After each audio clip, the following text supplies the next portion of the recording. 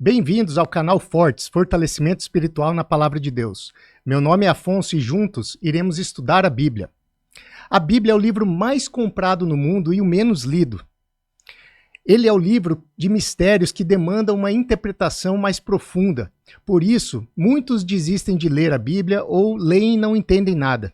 Algumas passagens da Bíblia geram mais dúvidas do que respostas, como, por exemplo, com quem Caim se casou, já que a terra não era ainda povoada?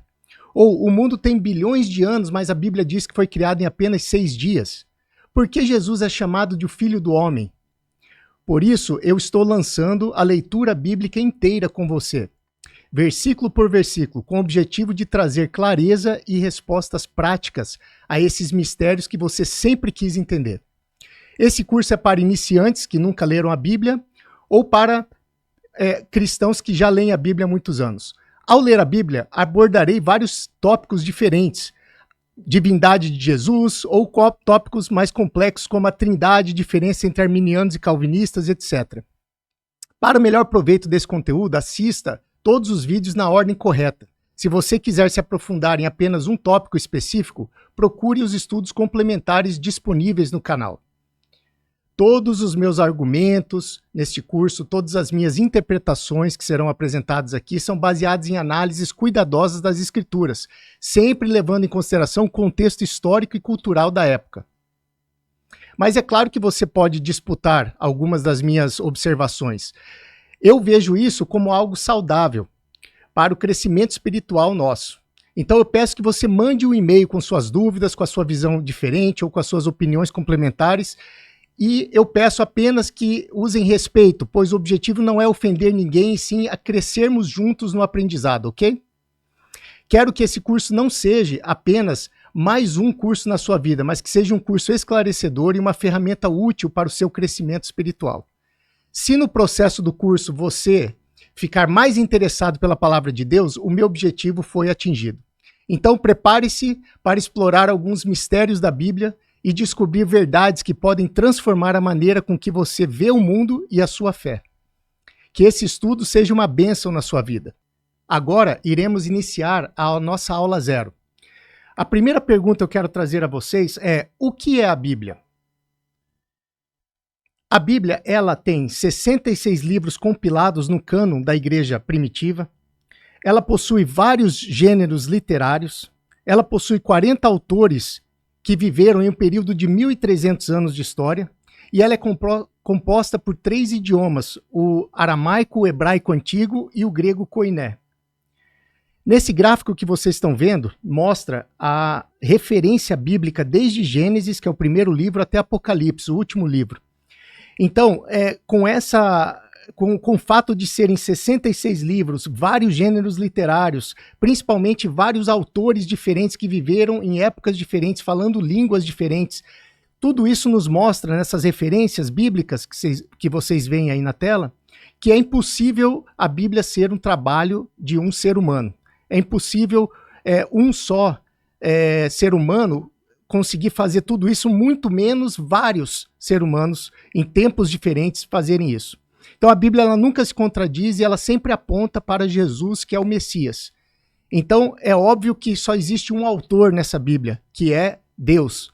Então Deus inspirou as pessoas a escreverem de forma que elas nunca saíram do tópico. Agora, a pergunta é: como devemos ler a Bíblia com cada um dos gêneros que ela apresenta? Vamos ver aqui alguns gêneros. A Bíblia possui 7 gêneros literários, que são formas de se comunicar. O primeiro gênero literário é o profético, o segundo é a narrativa, o terceiro é a poesia, o quarto é a sabedoria, o quinto, cartas, 6, leis e o sétimo, parábolas. Iremos ver em detalhes cada um dessas formas literárias, desses gêneros literários. Então agora vamos falar sobre o primeiro gênero literário, o gênero profético. Sobre o gênero profético, nós temos que lembrar que é um gênero que contém muita linguagem figurativa. Não podemos ler o conteúdo desse gênero ao pé da letra. Então vamos dar aqui um exemplo. Em Apocalipse 18:1 diz: "E depois dessas coisas vi descer do céu outro anjo, que tinha grande poder, e a terra foi iluminada com a sua glória." Apocalipse 12, Apocalipse 18, 2. E ele bradou com voz poderosa, caiu a grande Babilônia. Ela se tornou habitação de demônios e antro de todos os espíritos imundos, antro de toda ave impura e detestável. Então aqui João está descrevendo a queda da grande Babilônia. Mas a Babilônia já não existia na época de João há centenas de anos. Então por que João está dizendo que a Babilônia caiu? Por que ele não disse Roma caiu? Porque Roma era o império ali da época.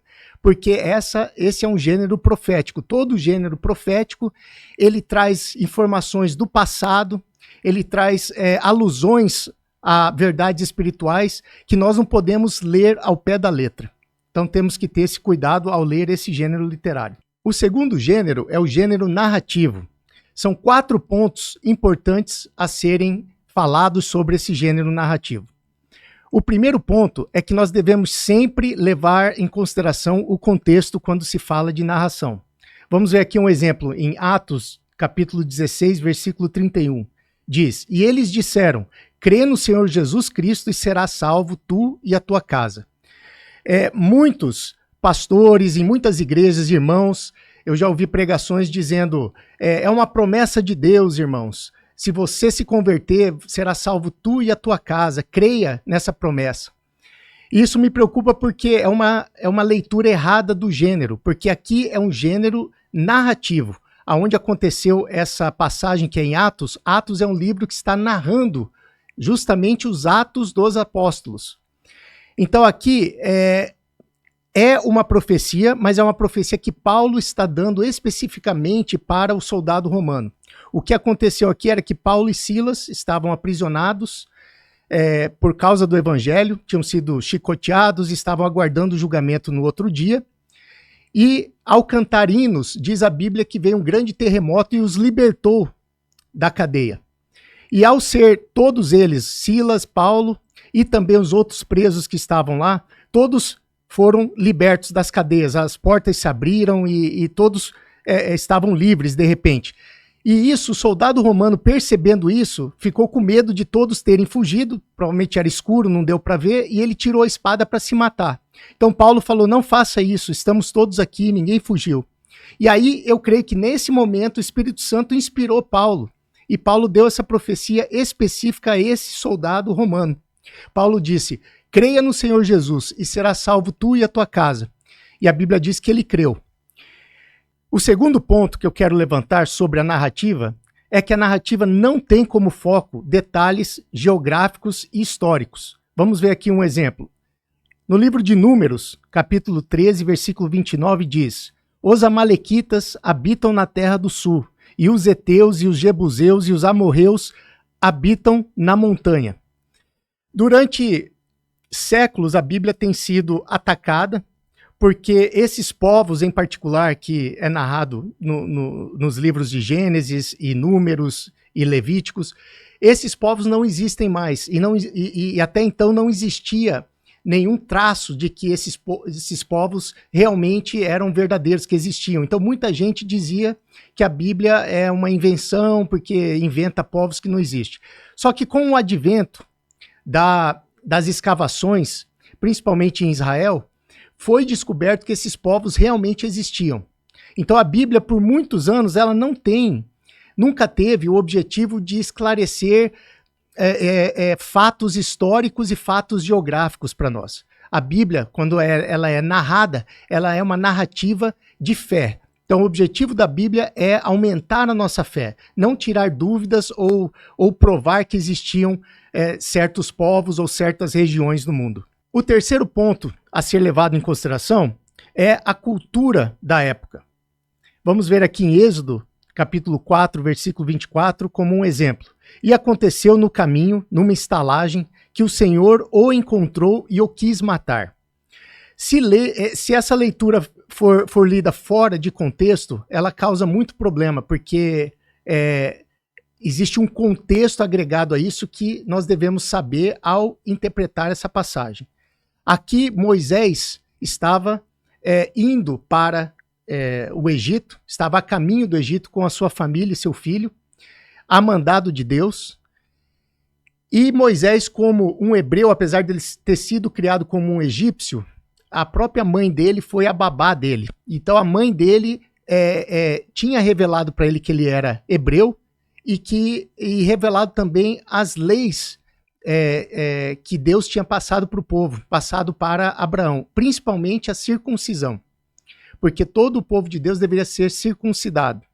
E Moisés sabia disso, porém, ao obedecer Deus e ir para o Egito, no caminho, Deus quis prestar contas com ele, quis matá-lo, né, diz a Bíblia, porque ele não havia circuncidado o seu filho. Ele se circuncidou, mas não circuncidou o filho.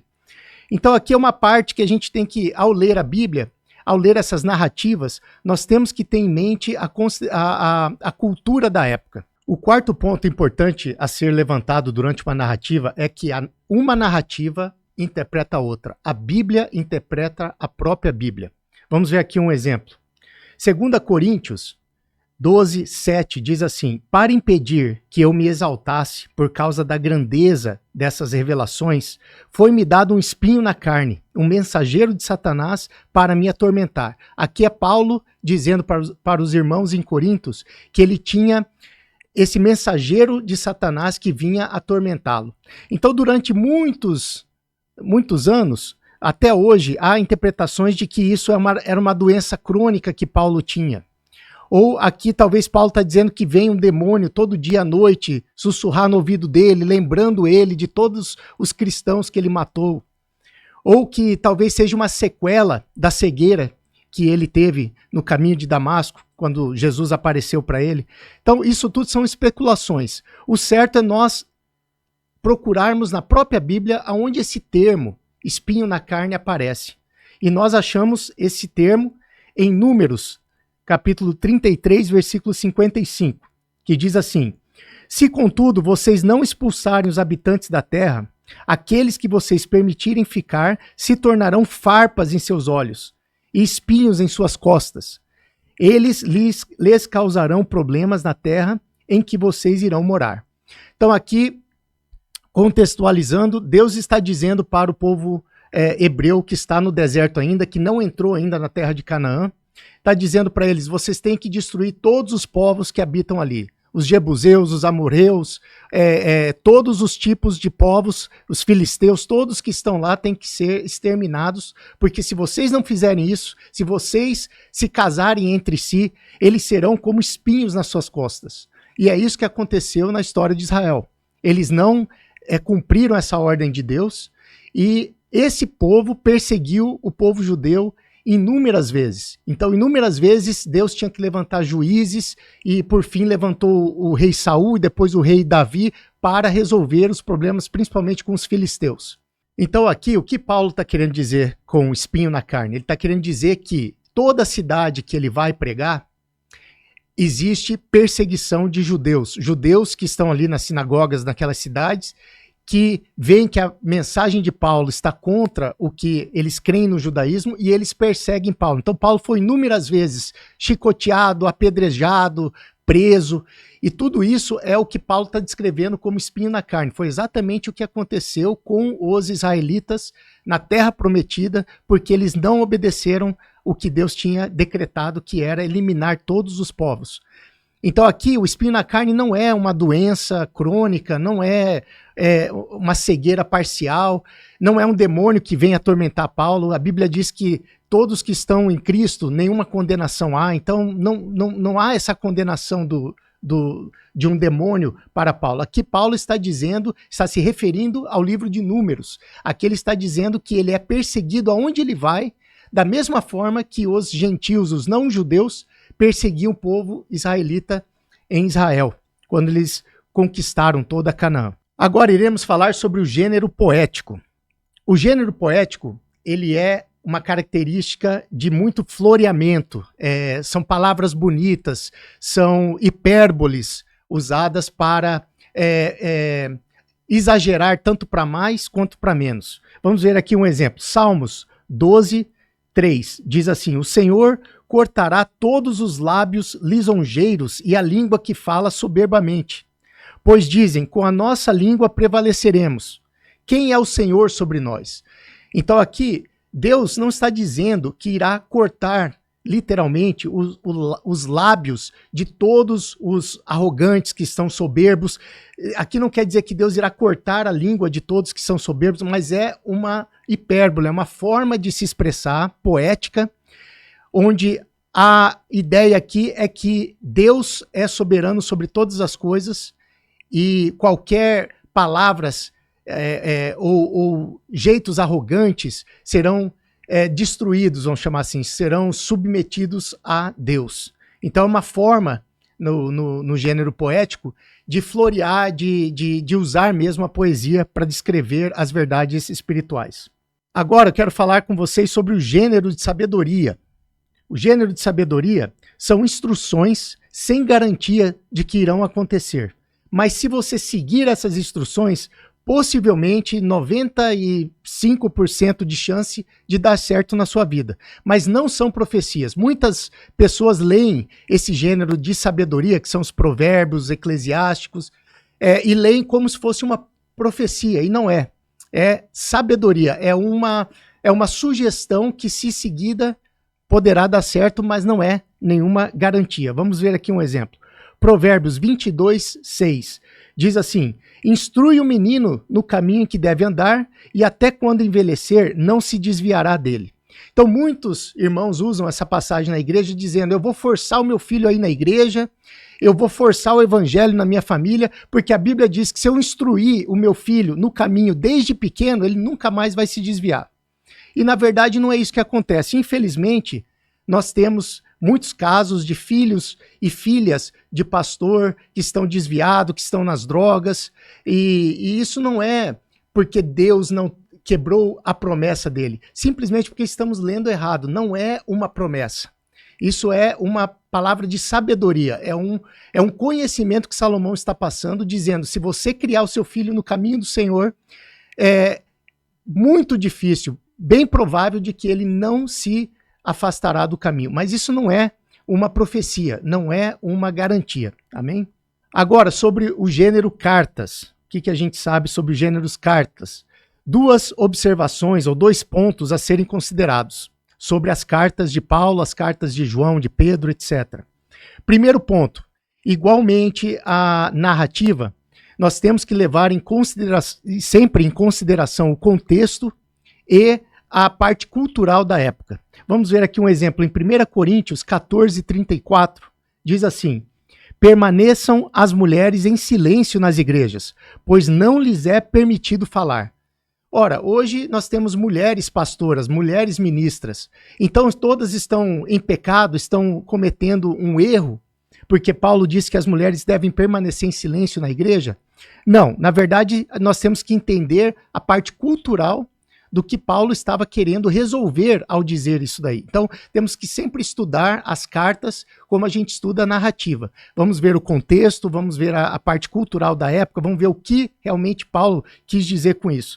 Aqui, pela história da igreja, Paulo estava resolvendo um problema que estava acontecendo com os irmãos em Corinto, que eram as mulheres ficavam muito empolgadas e acabavam falando muito no culto, falando muito alto, atrapalhando a pregação, atrapalhando entregas de profecia. Então aqui Paulo está direcionando essa ordem especificamente para a igreja de Corinto. Tanto é que não aparece essa ordem nas outras cartas, às outras igrejas que ele escreveu. Então aqui mostra que é um problema que Paulo está resolvendo ali na igreja de Corinto. Segundo ponto a ser levado em consideração é, como eu disse aqui, a cultura da época, né? Em 1 Timóteo 5,23 diz assim: não continue a beber somente água, tome também um pouco de vinho, por causa do seu estômago e das suas frequentes enfermidades. Aqui Paulo está querendo ajudar Timóteo, que era um filho na fé de Paulo, que Timóteo tinha um problema de saúde. E esse problema vinha e voltava, ele ia e voltava, ele constantemente tinha essa dificuldade. E aqui Paulo, na carta que ele escreve a Timóteo, adereçada a Timóteo mesmo, não é nenhuma igreja, é Timóteo, aqui ele diz: Timóteo, tome um pouco de vinho, porque isso vai ajudar você nessa enfermidade do estômago que você tem. E hoje, pessoal, nós sabemos que vinho não resolve problemas de estômago. Então, por que isso aí está escrito na Bíblia? Então, Deus não sabe disso? Deus inspirou essas palavras? Não, nós temos que entender o contexto da época. Na época, o vinho era considerado como um remédio para o estômago e outras coisas. Então, Paulo aqui está usando a cultura da época para passar uma informação, para tentar ajudar o filho da fé dele, que era o Timóteo. Agora vamos falar do gênero leis. No gênero leis, o ponto mais importante de lembrarmos é a cultura da época. Tá? Nós estamos falando de uma cultura hebraica de 3.000 anos atrás, ou mais. Então, vamos ver um exemplo aqui. Em Deuteronômio 25:11 diz: se 2 homens estiverem brigando e a mulher de um deles vier para livrar o marido daquele que o ataca e pegar essa pessoa, pegá-lo pelos órgãos genitais, cortem a mão dela, não tenham piedade. Então aqui parece uma regra dura, uma regra estranha até vindo de Deus. Mas nós temos que entender e ler a Bíblia entendendo o contexto histórico e contexto cultural da época. O que aqui está querendo, o que o autor aqui, Moisés, está querendo passar de informação, era uma prática muito comum que existia nessa época, que era quando 2 homens estavam brigando e as mulheres queriam apartar essa briga, elas não chegavam simplesmente e apartavam empurrando os dois, mas elas chegavam e pegavam as partes genitais do homem e puxava para baixo, mas a força era tanta que muitos deles ficavam estéreis depois. Então isso era abominável para Deus. Abominável a esterilidade, porque nessa época a promessa de Deus e a vontade de Deus era que o povo se multiplicasse na terra, que os hebreus se multiplicassem em toda aquela terra de Canaã que estava sendo dada para eles. Então essa prática em particular era uma prática que causava ira a Deus, e por isso foi passado essa lei. Mas nós temos que ler como uma lei daquela época, nós não podemos aplicar essas leis no dia de hoje. Nós temos que levar em consideração a cultura. Sobre o gênero de parábolas, que é o último gênero que iremos falar hoje, nós temos que entender que todas as parábolas, todas elas são uma comparação de uma cultura da época com uma verdade espiritual. Nenhuma parábola está comparando o mundo material com o mundo material. Todas as parábolas estão comparando o mundo material, alguma cultura da época, com uma verdade, uma revelação espiritual. Então vamos ver aqui um exemplo. Um exemplo bom dessa parábola é a parábola das 10 virgens. Essa parábola diz que 10 mulheres virgens estavam esperando o noivo chegar, muito comum na época. Quando Jesus usa essa parábola, todos se identificavam com isso, porque todos ali provavelmente casaram com virgens que estavam aguardando esses homens chegarem, porque era costume na época. Até a época medieval era costume a família escolher com quem a filha iria casar e prometer ela em casamento para a pessoa, para o homem. E aí o homem vinha depois de uma colheita ou depois de uma guerra, seja o que for, mais para frente, meses depois, ele vinha somente para casar com aquela mulher que já tinha sido prometida para ele. Então, essa parábola das 10 virgens, ela foi entendida ali no público, quando Jesus estava pregando, o público dele ali naquela época entendeu perfeitamente a analogia com o mundo espiritual. Então, para você que não está familiarizado com a parábola das 10 virgens, o que acontece? São 10 mulheres virgens que estavam esperando o noivo chegar. Cada uma delas tinha um candeio, uma candeia na mão, que necessitava de óleo para que o fogo continuasse queimando. E elas precisavam desse fogo para poder ver o caminho. E todas elas tinham, as 10 virgens tinham essa candeia com óleo e com fogo. Porém, diz a Bíblia que o noivo demorou para chegar e todas elas adormeceram. Quando o noivo chegou, à meia-noite, diz a Bíblia, todas elas acordaram, só que somente 5 tinham óleo suficiente, óleo de sobra, para poder acender novamente aquele fogo que tinha apagado quando elas estavam dormindo. E as outras 5 não tinham esse óleo de reserva. Então, somente as 5 que tinham óleo e que fizeram o fogo acender, conseguiram entrar no casamento e realmente casar com aquele noivo. As outras 5 que não tinham esse óleo de reserva ficaram do lado de fora. O que Jesus quer dizer com isso?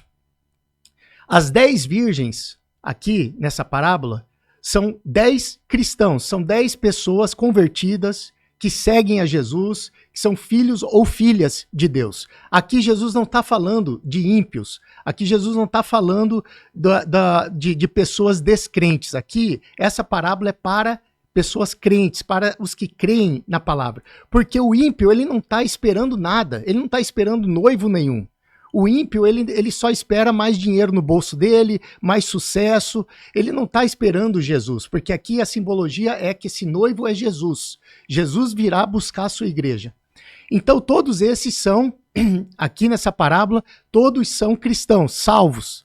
Porém, 5 desses salvos buscam a Deus. Tem óleo de reserva. O óleo, ele remete ao Espírito Santo. Então, quanto mais óleo nós temos, mais comunhão nós temos com o Espírito Santo. Já as outras 5 que não tinham óleo suficiente, eram o que a Bíblia fala de servos infiéis. São servos, não vão deixar de ser filhos, não vão deixar de ser filhas, não vão deixar de ser servos, porém são servos que não trabalham, não buscam a presença de Deus, e por isso eles dormem. Muitas vezes dormem e acordam e não têm, e perderam a chance do arrebatamento, porque essa chegada do noivo nessa parábola simboliza Jesus vindo no arrebatamento levar a sua igreja.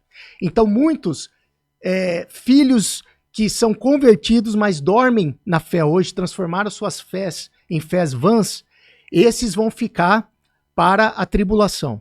É o que a parábola está dizendo. Então Jesus mostra uma parte cultural da época, que era comum, todo mundo tinha essa prática, mostra uma alusão, uma explicação de uma verdade espiritual. Jesus voltará, e se você que está salvo, crê em Deus, mas não trabalha na obra, não busca, não tem óleo sobrando, você vai ficar durante o arrebatamento e passar pela grande tribulação, junto com os descrentes.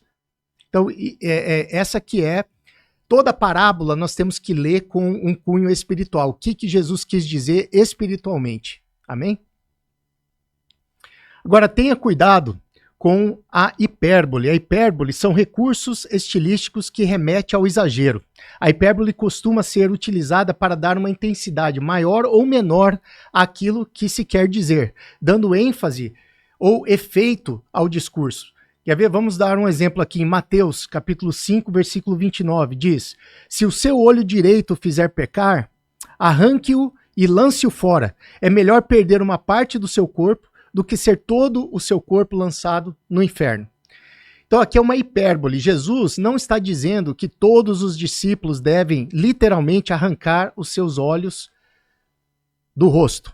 Não é isso que Jesus está querendo dizer. Aqui é um uso da hipérbole, onde Jesus está dizendo, se você tem algum problema, como vamos supor, muita gente tem problema com bebida. Se você tem problema com bebida, não consegue beber somente uma cerveja, não consegue beber somente um copo, então é melhor que você arranque os olhos, não beba, não passe nem perto de um bar, já que você não tem esse controle. Então aqui Jesus está dizendo nesse sentido. Então muita gente lê isso aqui ao pé da letra, mas são hipérboles, são recursos literários que são usados na Bíblia, por toda ela, para enfatizar um ponto. Amém? Veja outro exemplo, em João 12:19, diz: e assim os fariseus disseram uns aos outros, não conseguimos nada, olhe como o mundo todo vai atrás dele. Aqui os fariseus estão indignados porque Jesus está levando multidões atrás dele. Muita gente segue Jesus, muita gente quer ouvir Jesus e não quer mais ouvir os fariseus. Então aqui eles estão dizendo, olhe como o mundo todo vai atrás dele. É uma hipérbole, a gente sabe que infelizmente não foi o mundo todo que foi atrás de Jesus. Tanto é que crucificaram Jesus e até hoje há pessoas descrentes totalmente que não creem em Jesus. Então é uma hipérbole, nós não podemos ler ao pé da letra. Então aqui terminamos a nossa aula 0. Essa aula 0 ela tem como objetivo esclarecer os gêneros literários que existem na Bíblia, que é o que a gente vai encontrar durante a leitura da Bíblia nesse curso. Tá? Então é muito importante como foi o gênero da narrativa, é importante termos em mente a parte cultural e contexto também, muito importante. Nós vimos aqui o gênero literário de sabedoria, que muita gente interpreta como profecia. Então, tudo isso foi para esclarecer e preparar, de fato, o nosso início do curso, que será a próxima aula, que é a aula 1. Se você ainda não está inscrito no canal, se inscreva no canal, acione o sininho para não perder nenhuma atualização e compartilhe esse vídeo com o máximo de pessoas que você conhecer.